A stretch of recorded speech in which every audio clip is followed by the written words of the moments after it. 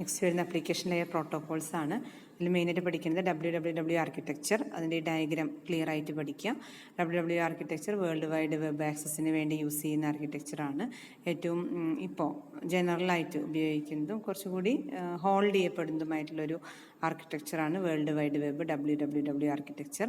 Diagram അതിൽ വരുന്ന main ഭാഗങ്ങളാണ് web client, web server, URL data transfer ചെയ്യാനായിട്ട് എൻ്റെ വെബ് പേജ് അഡ്രസ്സ് സ്പെസിഫൈ ചെയ്യുന്ന URL വരുന്നതാണ് protocol, host, port number, path.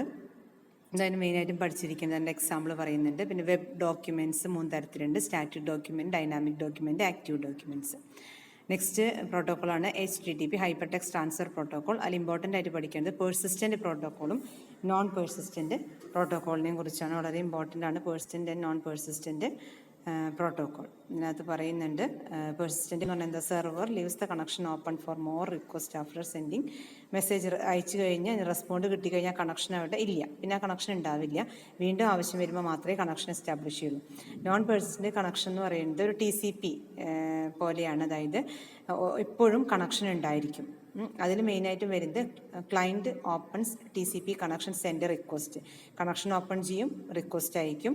Okay ആണെങ്കിൽ സെർവർ സെൻഡ് ദ റെസ്പോൺസ്. ആവശ്യം കഴിഞ്ഞാൽ സെർവർ എന്ത് ചെയ്യും, റെസ്പോണ്ട് ചെയ്യും, കണക്ഷൻ ക്ലോസ് ചെയ്യും. The client read the data until it encounter. അതായത് EOT എന്ന് പറയുന്നൊരു മെസ്സേജ് വരുന്നത് വരെ ഡാറ്റ റീഡ് ചെയ്തുകൊണ്ടേയിരിക്കും. നോൺ പേഴ്സിസ്റ്റൻ്റ് കണക്ഷനാണ്. പേഴ്സിസ്റ്റൻ്റ് കണക്ഷൻ എന്ന് പറഞ്ഞു കഴിഞ്ഞാൽ സെർവറും ക്ലയൻസുകളും നമ്മൾ എപ്പോഴും ഒരു കണക്ഷൻ എസ്റ്റാബ്ലിഷ് ചെയ്തിട്ടുണ്ടായിരിക്കും. നോൺ പേഴ്സിസ്റ്റൻ്റ് കണക്ഷൻ എന്ന് പറഞ്ഞാൽ ആവശ്യം വരുമ്പോൾ മാത്രം കണക്ഷൻ എസ്റ്റാബ്ലിഷ് ചെയ്യും. ഡാറ്റ ട്രാൻസ്മിഷൻ കഴിഞ്ഞ് കഴിഞ്ഞാൽ കണക്ഷൻ ഡിസ്കണക്ട് ചെയ്യും. Next file transfer protocol. ഈ ഡയഗ്രാം ക്ലിയർ ആയിട്ട് വരയ്ക്കാനായിട്ട് പഠിക്കുക. ലോക്കൽ ഫയൽ സിസ്റ്റം, ക്ലയൻറ്റ്, അതുപോലെ കണക്ഷൻ 2 രീതിയിലുള്ള കണക്ഷൻസ് ആണ് വരുന്നത്. Control connection, data connection important ആണ്. ദെൻ സെർവറിൻ്റെ പോർഷൻ, പിന്നെ റിമോട്ട് ഫയൽ സിസ്റ്റം. ഇതിൽ വരുന്ന ഈ 2 കണക്ഷൻ FTP കണക്ഷൻസ് നോക്കുക. കൺട്രോൾ കണക്ഷനും ഡാറ്റ കണക്ഷനും ഇമ്പോർട്ടൻ്റ് ആണ്, അത് പഠിച്ചിരിക്കണം. നെക്സ്റ്റ് വരുന്നത് ഇത്രയും ഡീറ്റെയിൽ ആയിട്ട് പോകണ്ട, ഈ ഡയഗ്രാം പഠിക്കുക. ഈ വരച്ചിരിക്കുന്ന ഈ ഡയഗ്രാം ഇതിൽ വരുന്ന 2 കണക്ഷൻസ്, കൺട്രോൾ കണക്ഷനും ഡാറ്റ കണക്ഷനും, ഈ 2 ഭാഗങ്ങളാണ് അതിനകത്ത് പഠിക്കേണ്ടത്. ഇത്രയും ഡീറ്റെയിൽ ആയിട്ട് പഠിക്കണമെന്നില്ല കേട്ടോ. നെക്സ്റ്റ് വന്ന് ഇലക്ട്രോണിക് മെയിലാണ്. എങ്ങനെയാണ് മെയിൽ ട്രാൻസ്ഫർ ചെയ്യുന്നത്, സെൻഡ് ചെയ്യുന്നത് എങ്ങനെയാണ്. അപ്പോൾ സെൻഡ് ചെയ്യുമ്പോൾ അതിലൂടെ എന്തൊക്കെ ഡാറ്റാസാണ് ട്രാൻസ്ഫർ ചെയ്ത് പോകുന്നത്, ഈ ഒരു ഡയഗ്രാം ക്ലിയർ ആയിട്ട് വരയ്ക്കാനായിട്ട് പഠിക്കുക. 1-2 പോർഷൻസ് വിട്ടുപോയാലും പ്രോബ്ലം ഇല്ല, പക്ഷേ കറക്റ്റ് ആയിരിക്കണം. A എന്ന് പറഞ്ഞ സെർവറും B എന്ന് 2 user, A user B user, ഈ 2 യൂസർ തമ്മിലുള്ള കമ്മ്യൂണിക്കേഷനാണ് പറയുന്നത്. സ്പോൾ എന്ന് പറയുന്നത് നമുക്ക് മെസ്സേജസ് ഒക്കെ വന്ന് കിടക്കുന്ന സ്ഥലം, മെയിൽ ബോക്സസ് ഉണ്ടായിരിക്കും. നമ്മൾ ഒരാൾക്ക് റിപ്ലൈ കൊടുക്കുകയാണ്. അപ്പോൾ ഡാറ്റാബേസ് എന്നാണ് നമുക്ക് കൊടുക്കാനുള്ള ഡാറ്റ എടുക്കുന്നത്. ക്ലയൻറ്റ് നെറ്റ്വർക്കിലേക്ക് കൊടുക്കും. അവിടെ നിന്ന് ആർക്കാണ് പോകേണ്ടത് ആ നെറ്റ്വർക്കിലേക്ക് ഡാറ്റ എത്തും.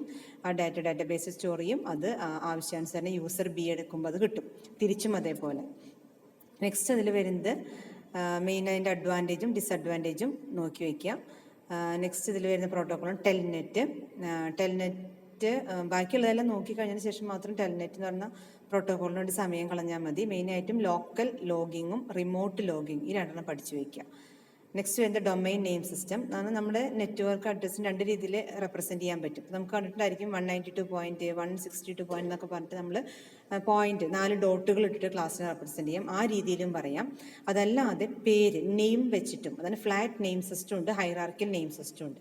ഈ 2 നെയിം സിസ്റ്റം മെത്തേഡിൽ നമുക്ക് ഒരു IP അഡ്രസ്സിന് നമുക്ക് റെപ്രസെൻറ്റ് ചെയ്യാനായിട്ട് സാധിക്കും. അതാണ് DNSൽ പറയുന്നത്, ഡൊമൈൻ നെയിം സിസ്റ്റം. അതിന് ഈ ഡയഗ്രാം ക്ലിയർ ആയിട്ട് പഠിച്ചിട്ടുണ്ടാവണം. ഈ ഒരു ഡയഗ്രാം DNS ചോദിച്ചാൽ വരയ്ക്കേണ്ട ഡയഗ്രാമാണ് ഇത്. ഇത്രയാണ് മെയിനായിട്ടും ഈ ഒരു മോഡ്യൂളിനകത്ത് വരുന്ന മെയിൻ പ്രോട്ടോകോൾസ്. Thank you.